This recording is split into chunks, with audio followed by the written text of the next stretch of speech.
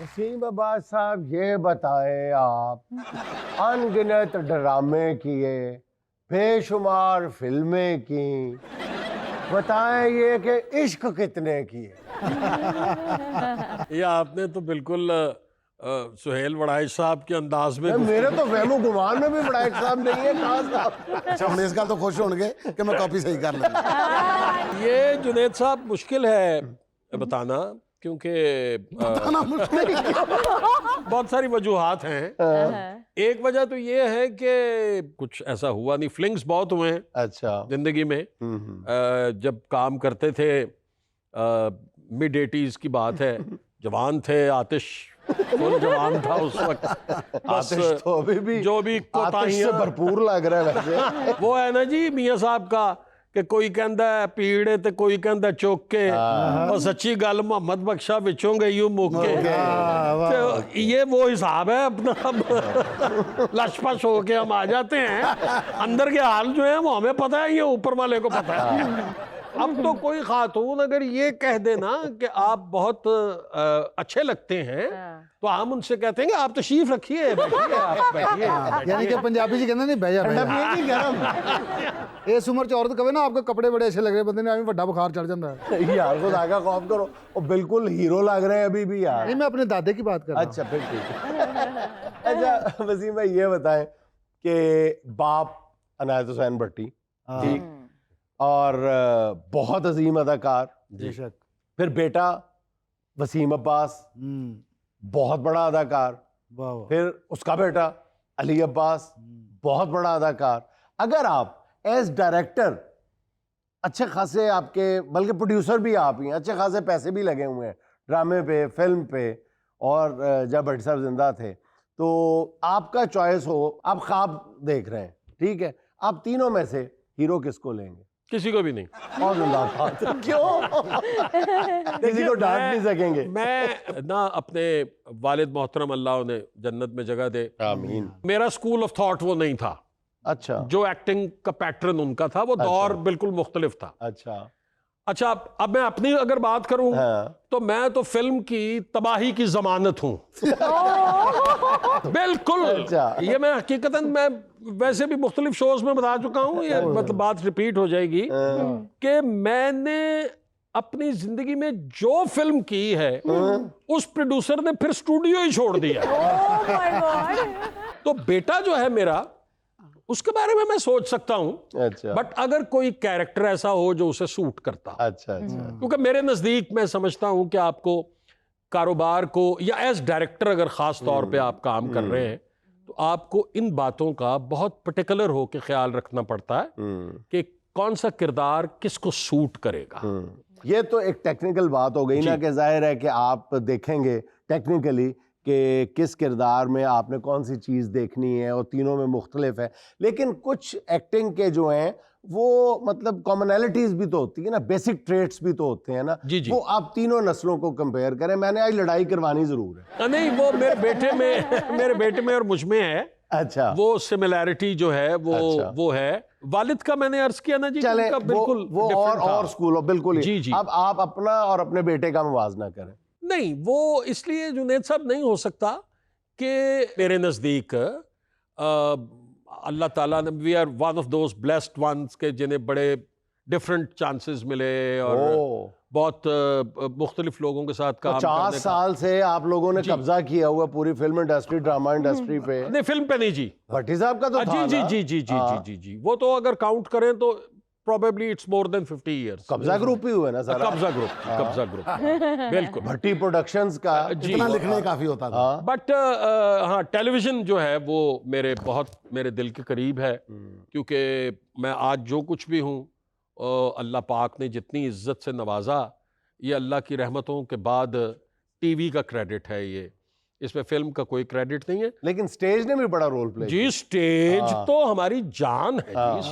Stage की तो जुनैद साहब बात ही ना कीजिए ना जी। स्टेज का पीरियड जो हमने एंजॉय किया है अपनी लाइफ में। मैं माजूर चाहता हूँ, आपकी बात काट रहा हूँ। मैंने अपनी जिंदगी में जो स्टेज देख के पहला कहका लगाया था, वो वसीम अब्बास साहब की एक्टिंग थी। वो मुझे आज भी याद है कि वो वसीम अब्बास साहब किसी खातून के साथ फ्लर्ट कर रहे होते हैं ड्रामे में भी क्या मतलब यार, शर्म कर यार। अच्छा, वो फ्लर्ट कर रहे होते हैं और पीछे से लड़की का बाप आ जाता है, अब मुझे याद नहीं कि वो कौन था। अच्छा, वो कनखियों से देख लेते हैं वसीम साहब के पीछे से लड़की का बाप आ गया है, तो फ्लर्ट के दौरान गाना सुना रहे होते हैं लड़की को इम्प्रेस करने के लिए। तो जैसे ही देखते हैं ना वसीम साहब के पीछे लड़की का बाप आ गया है, तो गाने को कन्वर्ट इतनी खूबसूरती से करते हैं, ऐ मर्द मुजाहिद जाग जरा अब वक्त शहादत है। वो 3-4 सिचुएशंस में ऐसा था। एक में मैं गा रहा होता हूँ, ओ मेरे दिल के चैन, ओ मेरे, और मैंने देख लिया कि बाप आ गया। ओ मेरे मेरे मौला बुला ले मदीने मुझे। थिएटर का जो था ना जमाना भाई, ऐसे मतलब किरदार में आते थे कि पूरा ड्रामा जो था ना, चाहे अमानुल्लाह खान साहब हैं, चाहे मस्ताना साहब हैं, तो हाईलाइट वसीम अब्बास साहब टोन टेम्पो इंदा दसियो ठहर भी जाओ। और किसी को मतलब एक आपने बात की है, पड़ाक पुड़पुड़ी पे जवाब, पड़ाक पुड़पुड़ी पे जवाब, बंदे डरते बात ही नहीं करते। मैं समझता हूँ कि थोड़ा सा क्रेडिट जो मैं दूंगा, एक नॉर्मल सा एक्टर हूँ मैं, कोई बहुत अजीम काम तो हमने नहीं किया हुआ, लेकिन हमसे पहले जो हीरो होते थे ना जी, वो बिल्कुल हीरोइक कैरेक्टर्स करते थे। लड़की के साथ रोमांटिक सीन हो गया या क्यों दे दिए लाफ्टर्स के लिए, तो वो एक तब्दीली मैंने ये लाने की कोशिश की कि एक हीरो भी कॉमेडी कर सकता है। ये बात है। फिर थिएटर आहिस्ता आहिस्ता जरा थोड़ा डिटीरिएशन की तरफ चला गया। वैसे वसीम भाई, आप नहीं समझते कि हम हर शोबे जिंदगी में इसी डिटीरिएशन के शिकार हैं? एग्जैक्टली अब ऐसा ही है क्या जी। तालीम देख लें, सेहत देख लें, अब जी, जी, वही जी। अब हम बात करते हैं कि ना वो एक्टर रहे जो उनका पैशन होता था, जी, उनका मतलब इस तरह वो इतने प्रोफेशनलिज्म, इतना जी, जी। कमर्शियलिज्म नहीं होता था। इसी तरह आप एजुकेशन में देख लें, जी, जी। बच्चों को मुफ्त पढ़ाना, एक्स्ट्रा टाइम में पढ़ाना, और हेल्थ देख लें, वो डॉक्टर्स कहाँ चले गए?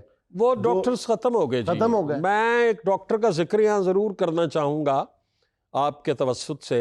एक गैस्ट्रोएंटरोलॉजिस्ट है, मैं उस हॉस्पिटल का नाम नहीं लेना चाहता क्योंकि उसके बाकी के जितने भी डॉक्टर्स हैं, they are very nice people, बड़े कोऑपरेटिव हैं। बट ये जो एक गैस्ट्रोएंटरोलॉजिस्ट वहाँ बैठते हैं, शरई दाढ़ी रखी हुई है, सर पे टोपी होती है, नमाज कोई मिस नहीं करते, माथे पे मेहराब है, और मैंने उनकी पीए को फ़ोन किया कि मैं मिलना चाहता हूँ, मैं बहुत तकलीफ में हूँ इस वक्त। तो मैंने उससे कहा कि मैं फ़लाँ टेस्ट करवा लूँ, तो उसने कहा कि मैं डॉक्टर साहब से पूछ के बताती हूँ। Then she came back, she called me, और उसने कहा कि डॉक्टर साहब कह रहे हैं कि आप एक बार आके दिखाएं, फिर मैं बता सकूंगा। तो आई थॉट कि अभी का कहा है उन्होंने, and I was in pen. तो मैं चला गया हॉस्पिटल। भाई हुआ क्या था? मुझे छोटी आंत का बड़ा प्रॉब्लम हुआ। तो मैं चला गया, तो वो पीए कहने लगी जी आज तो उनके पास टाइम नहीं है, और वो मेरे जानने वाले हैं पिछले कोई 20 साल से। तो मैंने कहा कि उनसे कहो कि मैं बहुत तकलीफ में हूं। तो वो बताने के लिए गई, तो मैं उसके पीछे चला गया।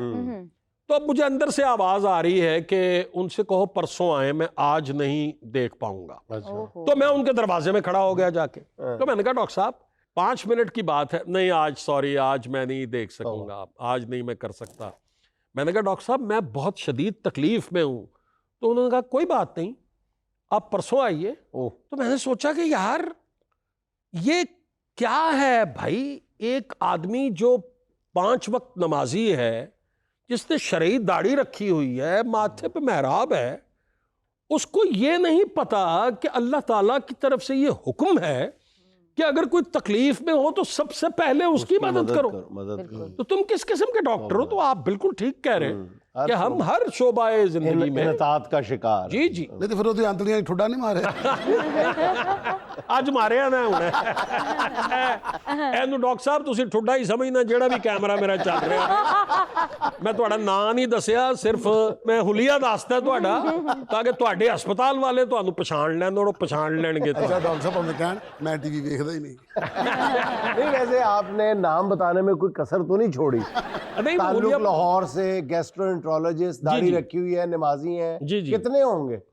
2 नहीं तो 3 होंगे, उनमें से एक। उनमें से यार एक। वसीम अब्बास तेरे को लांदा सी पता क्या आया था। ये वही कमोबेश आपने वही किया है कि हम तकरीबन कोई 20-30 साल तक हम ये कहते रहे, जब वजीर आजम थी मोहतरमा बेनज़ीर भुट्टो, तो हम लिखते थे बाकायदा एक आला तरीन हुकूमती शख्सियत के शौहर, तो पीछे की रह गया।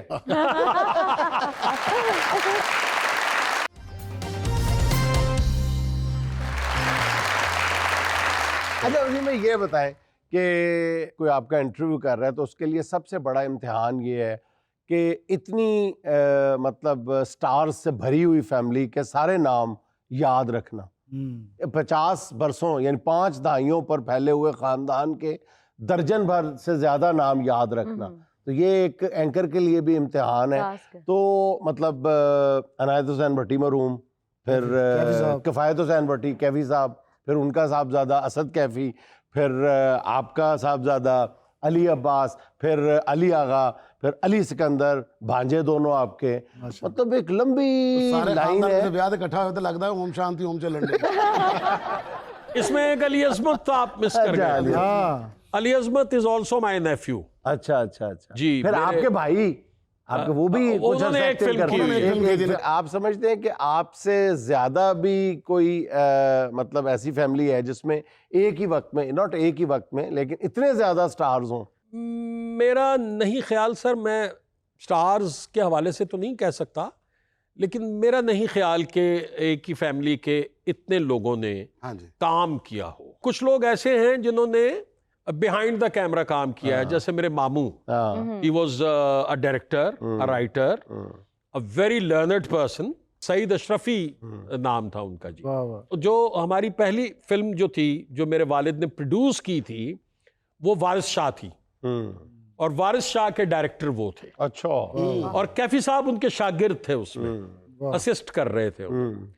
और मुझे इस बात पे बड़ा फख्र है कि मेरे वालिद ने अपनी जो पहली फिल्म प्रोड्यूस की वो वारिस शाह थी। मतलब कोई फार्मूला फिल्म नहीं थी कि जिसमें फाइट है, जिसमें गाने हैं, जिसमें दो कि वो फिल्म फ्लॉप हो गई, लेकिन वो एक असासा है जो हमने अपने पास प्रिजर्व करके रखा हुआ। वाह जी वाह। अच्छा ये जो आप अपनी फिल्म की बदकिस्मती की दास्तान बता रहे हैं, तो ये ऐसा भी था कि गांव देहात में जब किसी की फसल गंदम की कटती थी तो जो दुश्मन था, शरीके वाले जो होते थे, वो कहते थे फिल्म बड़ा, तो उधर वसीम अब्बास नहीं है बजाय ना तो बंदा मारन दे, बजाय कत्ल करन दे, वो फिल्म बड़ा, तो उधर ले वसीम अब्बास में। ऐसा नहीं होता था। हो सकता है ऐसा हुआ हो, लेकिन मुझे इतना पता है कि जिसने एक बार मेरे साथ काम किया वो स्टूडियो दोबारा मुझे नजर नहीं आया। इतने फख्र के साथ अपनी फिल्मों की नाकामी का जिक्र करते हुए मैंने तो पहली बार किसी आबिद कश्मीरी ने बड़ी एक रोज बड़ी मजेदार बात की थी।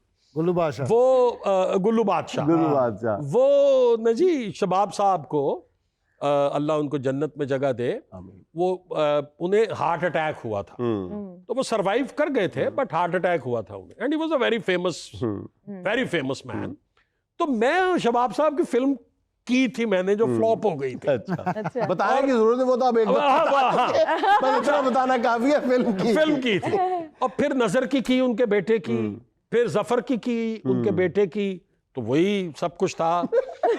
तो सेम ओल्ड स्टोरी। तो मेरे साथ ना आबिद कश्मीरी का झगड़ा हो गया किसी बात। मतलब झगड़े से मुराद ये कि बहस हो रही थी, तो उसने मुझे कहा चलो तू, तेरी वजह तो पूरे शबाब प्रोडक्शन में हार्ट अटैक हो गया। कोई डायरेक्टर दूसरी दफा बुलाता था ना वसीम साहब को, वसीम साहब यार पिछला प्रोड्यूसर किथे, कहते हैं छड़ा तुसी अंदर आए सी तो कहंदा दे जा सही यार आए वही सी पिछला प्रोड्यूसर सी। अच्छा वसीम भाई, स्टेज की दुनिया में उमर शरीफ मरहूम, अमानुल्लाह मरहूम, सारे मतलब जितने भी हमारे टॉप कॉमेडियंस हैं, उनके साथ आपने काम किया, उन्होंने बिल्कुल। आपके साथ काम किया कहना चाहिए। तो कोई सबसे ज्यादा जो आज भी आप वाकया याद करके आपकी हंसी नहीं रुकती, वो किसके साथ हुआ? सर वो मोस्टली जो वाकयात है ना जी, वो दो लोगों के साथ ज्यादा मंसूब है। एक आबिद कश्मीरी के साथ अच्छा अच्छा। और एक मोहम्मद जुबैर, हमारे एक जब्बी साहब। जब्बी साहब, हम उन्हें जब्बी प्यार से बुलाते रहे। मतलब आबिद कश्मीरी के तो अनगिनत वाकयात हैं। मतलब एक आदमी जिसकी मासूमियत की कोई मतलब इंतहा ही नहीं, और वो जो करता था अपनी मासूमियत में करता था। ऐसा ही। वो कोई डेलिब्रेट उसकी एफर्ट नहीं होती थी, उससे हो जाता था। अच्छा, अब मिसाल के तौर पे एक प्ले में वो बादशाह बना हुआ था ओके, और उसने वो पूरा लिबास बादशाहों वाला पहना हुआ था। विकी भी था उस प्ले में। मैं भी था, दिसंबर की अपना जी डेट हाँ। थी वो। तो वो उमर शरीफ भी था उसमें। अच्छा, अब उसमें एक नईम भट्ट साहब एक हैं जो, तो अब वो बादशाह सलामत बैठे होते थे, वो एक फरियादी आता था अंदर फरियाद लेके। तो वो आबिद कश्मीरी हर रोज ना उनके इधर गुत्थी में एक थप्पड़ सा मार दिया करता। केड़ा शेर लेके आया। वो जो शायरी, वो शायर था वो, तो आके वो शेर सुनाता था कि बकवास शेर सुनाया। तो खैर वो नईम भट्ट ने ना दूसरे दिन उससे कहा कि यार बड़ी जोर से लगती है आबिद, तो अब ना मारना मुझे, अब नहीं मारना। तो आबिद ने कहा चल दे हिलावांगे, मारना। वो तीसरा शो था और वो शायर साहब अंदर एंटर हुए हैं और उसने हस्बे आदत उठ के उसको पहले से कुछ ज्यादा जोर से इधर यूं करके किया। अब उसका सडन एक्सप्रेशन चेंज हुआ, तो उसने चादर लपेटी होती थी, उसने चादर उतारी है और खेड़ी पहनी हुई थी नीचे। उसने वो पेशावरी चप्पल खोली है मेरे सामने और बादशाह नू जुत्ती कुटना, और बादशाह का ताज उधर गिर गया है, बादशाह जमीन पे पड़ा हुआ है। इन्होंने कर्टन कर दिया, कर्टन कर दिया तो बाहर निकला। बाहर निकल के कहता है हण तू जाई ना, हुण इत्थे ही रवी, करना तेरा बंदोबस्त। ओए फोन दे ओए मैनू। तो मोबाइल मांगा। अब मोबाइल पे हमारी भाभी को फोन किया, अपनी मिसेस को, जो कि बहुत ही नफीस और बहुत ही अच्छी खातून। अब धमकी उसको ये दे रहा है कि तुम जाना ना अब इधर से, तुम्हारा इंतजाम करता हूं मैं। अच्छा, तो प्यार से ना वो अपनी बेगम को बिल्ले कहता था। अच्छा, तो फोन मिलाया, उन्होंने रिसीव किया, तो कहता है बिल्ले जी तुसी किथे हो? तो उसने कहा कि असी तो एक विआह च बैठे हैं और तुसी विआह च बैठे हो, असी तुहाडी खातर इत्थे छित्र खा रहे हैं। जिन्हां दियां खिदमतां करदे हो ना, इन्हें स्टेज ते मैनूं जुत्तियां मारियां ने। गल कर ओए, गल कर। ये क्या धमकी है जो तुम कह रहे हो जाना ना? और उनको भाभी को पता भी नहीं है कि हुआ क्या है। तो इस तरह के उसके उस मासूम आदमी के बहुत मासूम ने लास्ट टाइम एक इंटरव्यू नहीं सुनिया तुसी कहंदे मैं अपने उस्ताद तो पहले हिट होया। अच्छा वजीर भाई, आप खुद भी तो राइटर है ना जी। और बीइंग राइटर आपसे पूछा जाए कि आपका पसंदीदा राइटर कौन है? अब वो डिपेंड करता है सर कि वो उसमें क्या है, कॉमेडी है, सीरियस प्ले है। कॉमेडी में तो पसंदीदा राइटर जो है वो दो हैं मेरे। एक डॉक्टर यूनुस भट्ट है और एक अली इमरान है। अच्छा। सीरियस में ऑफ कोर्स खलील रहमान कमर हैं। इसके अलावा अच्छा, खलील रहमान कमर साहब के साथ आपकी नोक झोंक भी रहती है, कभी सुलह, कभी हाँ जी, हमारी बड़ी कभी दोस्ती धूप है, कभी छाऊं है। बड़ी बड़ी गहरी दोस्ती है, मगर बड़ा खौफनाक झगड़ा भी हो चुका हुआ है। तो लेकिन फिर सुलह हो जाता। आपके पास सुलह वाली चीजें हैं ना। लेकिन खलील जैसी लाइन कोई नहीं लिखता जी। खलील के डायलॉग्स जो है ना, जान डाल देते, जुमले में जबरदस्त। जान डाल देते हैं। वाकई ये जुमला अगर किसी से फिट आता है तो वो खलील साहब जी पे आता जी है। जुमले में जान बिल्कुल। डाल देते हैं। जफर महराज साहब बहुत अच्छे, बहुत बड़े राइटर हैं। वो बहुत बड़े। इसी तरह खवातीन हैं हमारी कुछ जो कि बहुत अच्छा लिखती हैं, बहुत शानदार। उमेरा ने बहुत अच्छे अच्छे प्लेस, फायजा इफ्तिखार बहुत अच्छा फायजा लिखती है, इफ्तिखार बहुत ने, खूबसूरत लिखती है। सरवत नज़ीर बहुत अच्छा लिखती है। सरवत नज़ीर ने बहुत अच्छे प्ले लिखे हुए हैं। अच्छा, हम ना फ्लैट पर लेटे हुए, मैं और भाई, मेरा फ्लैट था 726, जहाँ मैं नबील हम सारे इकट्ठे रहते थे। तो भाई भी उधर हमारे पास ही आ जाते थे। तो भाई ना फ्लैट पे लेटे हुए, तो बिल्कुल एसी के करीब लेटते थे। ਨਾ ਜਰਾ ਥੋੜਾ ਜਿਹਾ ਵੀ ਪਰੇ ਉਰੇ ਨਹੀਂ ਇਹ ਕਰਕੇ ਬਸ ਕੋਲ ਕਰਕੇ ਲੇਟਦੇ ਸਨ ਤੇ ਮੈਨੂੰ ਕਹਿੰਦੇ ਨੇ ਪੁੱਤਰ ਤੇਰਾ ਵਿਆਹ ਹੁਣ ਲੇਟ ਹੀ ਕਰੀ ਮੈਂ ਕਿਹਾ ਉਹ ਕਿਉਂ ਭਾਈ और मैं नहीं देखता पिया मैं इतने लेटे हुआ भाई की भाभी के साथ लड़ाई हुई अच्छा और लड़के थिएटर आ गए अच्छा और थिएटर आके ना सबको बता दिया कि मेरी घर में लड़ाई होगी अब मैंने घर नहीं जाना सईद को कहा जाओ घर जाओ और जाके मेरा सामान लेकर आओ अच्छा और मुझे पता है कि तुम्हारी भाभी सामान नहीं देगी और कहेगी कि नहीं उनको लेकर आओ। वापस लेकर जाहिर है शौहर है ते सईद ने लेकिन कहा तुमने जी नहीं अपना मानना। अगर उन्होंने अपना मैनू सामान ना दिता ਤੇ ਨਾ ਕਿ ਮੈਨੂੰ ਪਤਾ ਨਹੀਂ ਦੇਗੀ ਸਮਾਨ ਮੈਂ ਜਾ ਕੇ ਕਹਿਣਾ ਕਿ ਹਾਂ, ਭਾਈ ਜ਼ਬਰਦਸਤੀ। ਫੁੱਲ ਬਦੀਦ ਹੈ ਹਾਂ ਇਸ ਲਈ ਗੁੱਸਾ ਬਹੁਤ ਜਿਹੜਾ ਨਾ ਗੁੱਸੇ ਹਾਈ ਹੈ। ਚੜਿਆ ਹੋਇਆ ਭਾਈ ਦਾ ਮੰਨਣਾ ਬਹੁਤ ਮੁਸ਼ਕਲ ਹੈ ਤੁਸੀਂ ਕਹਿਣਾ ਕਿ ਭਾਈ ਨੇ ਨਹੀਂ ਮੰਨਣਾ ਹੁਣ ਬਸ ਹੁਣ ਅਖੀਰ ਹੋ ਗਿਆ ਤੇ ਉਹ ਕਹਿੰਦੇ ਅੱਛਾ ਜੀ ਚਲੇ ਜਾਂਦੇ ਅਸੀਂ ਉਹ ਦੋਨੋਂ ਘਰ ਚਲੇ ਗਏ ਸਈਦ ਨੇ ਜਾ ਕੇ ਕਿਹਾ ਆਪਣਾ ਜਿਹੜਾ ਰਾਈਟਰ ਹੈ ਅੱਛਾ। ਸਿਰ ਇੰਨਾ ਕਿਹਾ ਕਿ ਭਾਬੀ ਭਾਈ ਸਮਾਨ ਮੰਗ ਰਹੇ ਭਾਬੀ ਕਹਿੰਦੀ ਐ ਲੈ ਇਹ ਫੜ ਟੈਚੀ ਕੇਸ ਇਹ ਉਹਨਾਂ ਦੇ ਸੂਟ ਇਹ ਉਹਨਾਂ ਦੀਆਂ ਸ਼ਲਵਾਰਾਂ ਕਮੀਜ਼ਾਂ ਇਹ ਉਹਨਾਂ ਦੇ ਬੂਟ ਇਹ ਟੂਥਪੇਸਟ ਵੀ ਫੜ और सईद सारा सामान लेके वापस पहुंचा उन्होंने कहा नहीं ना देता भाभी ने कुछ तेरी ने उन्होंने कहा भाभी ने बहुत कुछ देता है ज्यादा ही चीजें देती है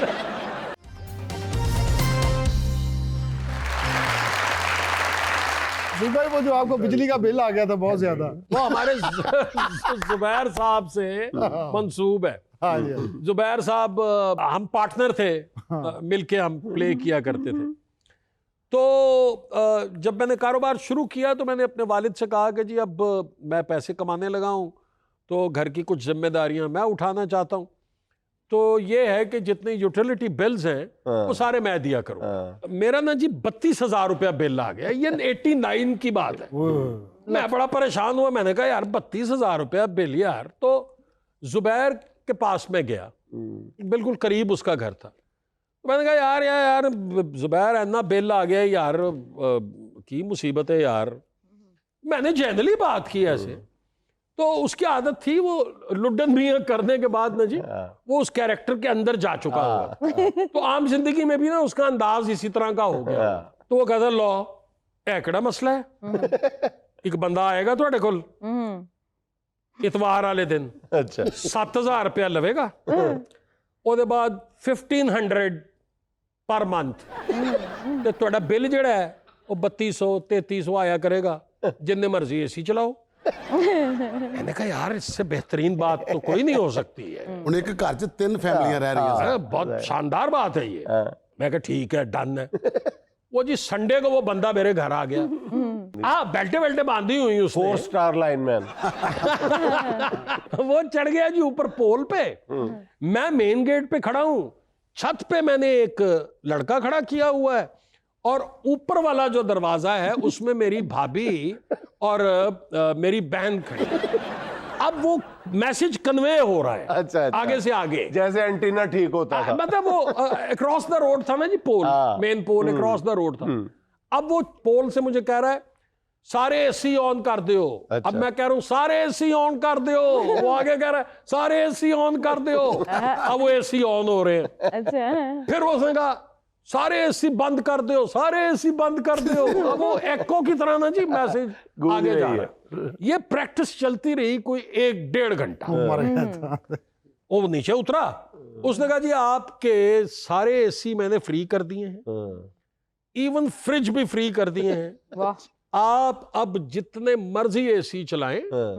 मैंने उसको 7,000 रुपया दिया और मैंने अंदर आके अपनी वालदा से कहा कि देखें अब ये इस घर में एक नया रेजोल्यूशन पास हुआ है अच्छा कि कोई फ्रिज में पानी ठंडा नहीं करेगा एसी के आगे रख के ठंडा करेगा। एसी बंद नहीं होना चाहिए हमारे घर में।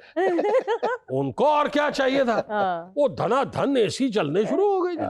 पट्टियां दे बंद ऐसी चंगे नहीं लगते चल रहे हैं जी। वो जनाब बिल आ गया जी तो मैं सोया हुआ था तो ड्राइवर ने आके कहा कि भाईजान बिल आ गया जी। मैं कहता हाँ यार कितना नींद में मैंने देखा वो 4700 था। मैं कहा ठीक है यार उस नॉर्मल है बंदे ने वादा पूरा कर दिया शुक्र किया याद आया बनता नहीं 5,000 रुपया उसको मैंने दिया। मैंने कहा जाके बैंक जमा करा लिया और 300 बाकी दी रोटी खा ले नहीं मैं तो वापस कर ही लिया वो तो 300 दी रोटी बहुत लग जाती थी।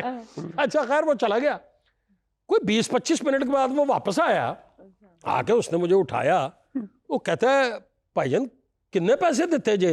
मैं कहा यार तेन 5000 रुपया दिता है, 4700 बिल है। वो कहता जी देखो तो सही।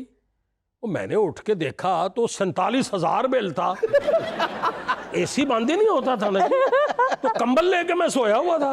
वो कंबल मैंने फेंका और गुस्से में मैंने गाड़ी स्टार्ट की और मैं जुबैर की तरफ, तो जुबैर टांग पे टांग रख के बाहर बैठा हुआ था। आ भाई की हाल ने? मैं कहा यार जब भी है की हरकत की थी यार, इन्ना बिल 47,000 रुपया बिल आ गया। भाई वो भाई इस तरह ही करता हुंदा।